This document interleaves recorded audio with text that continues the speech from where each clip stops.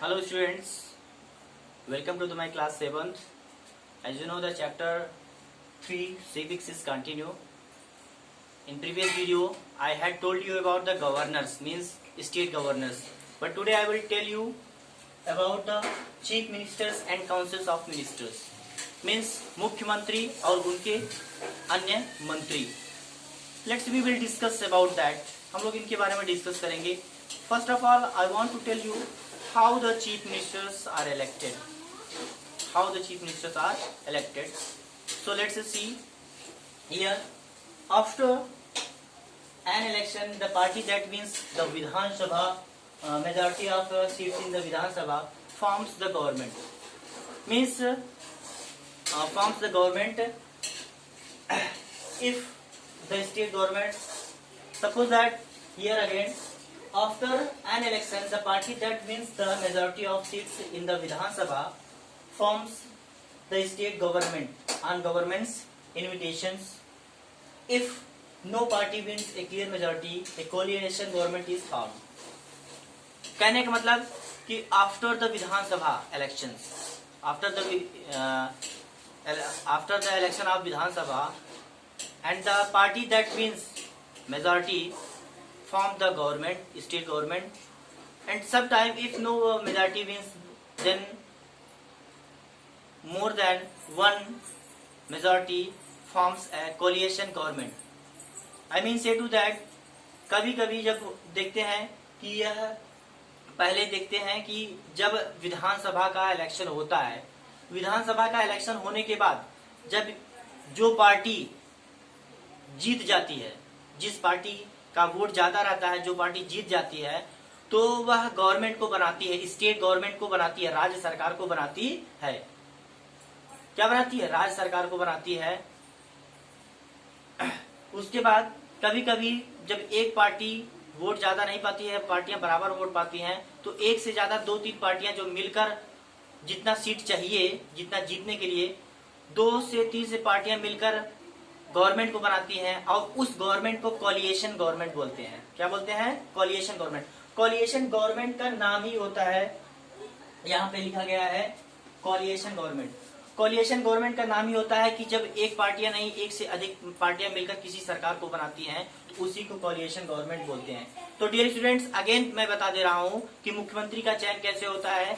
जब आपके स्टेट का, आपके राज्य का जब चुनाव होता है, जब विधानसभा का चुनाव होता है, उसमें जब एक से ज्यादा जो पार्टी के उम्मीदवार खड़े रहते हैं, जिस पार्टी के कैंडिडेट को ज्यादा वोट मिलता है, जो एमएलए होते हैं, जिस पार्टी के ज्यादा एमएलए होंगे, तो वह क्या करती है? सरकार को बनाती है, स्टेट गवर्नमेंट को बनाती है, राज्य सरकार को बनाती है. और कभी कभी जब एक पार्टी ज्यादा जितना सीट चाहिए उतना नहीं पा पाती है, तो क्या करती है? वह एक और पार्टी की हेल्प लेकर गवर्नमेंट को बनाती है और उस गवर्नमेंट को कोलिएशन गवर्नमेंट बोलते हैं. तो इस तरह से हम जान सकते हैं कि चीफ मिनिस्टर का सिलेक्शन होता है.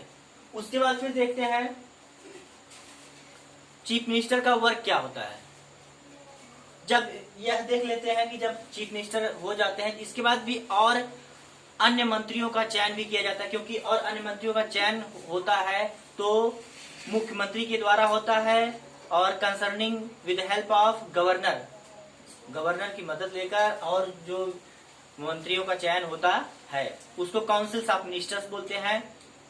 और अब देखते हैं कि इसमें चीफ मिनिस्टर का वर्क क्या होता है.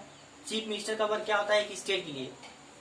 बेसिकली जो होता है, chief minister is the real head of the state government, while as the governor is the nominal head of the state और formal head of the state. Governor जो होता है, राज्यपाल होता है, उसका सिर्फ एक नॉर्मली हेड होते हैं राज्य के, लेकिन जो रियल हेड होते हैं, रियल पावर होता है, वह सिर्फ चीफ मिनिस्टर के पास होता है. किसके पास होता है? चीफ मिनिस्टर यानी मुख्यमंत्री के पास होता है. उसके बाद क्या है? उसके पास अथॉरिटी है, he have authority to deal the all states. Means एक जो राज्य उसको मिलता है डील करने के लिए, उसके पास अथॉरिटी है. कोई भी चीज को प्रस्ताव पारित करने के लिए, कोई भी नियम कानून को बनाने के लिए, लागू करवाने के लिए उसके पास अथॉरिटी होती है. किसके पास? मुख्यमंत्री के पास. उसके बाद फिर चलते हैं काउंसिल्स ऑफ मिनिस्टर्स.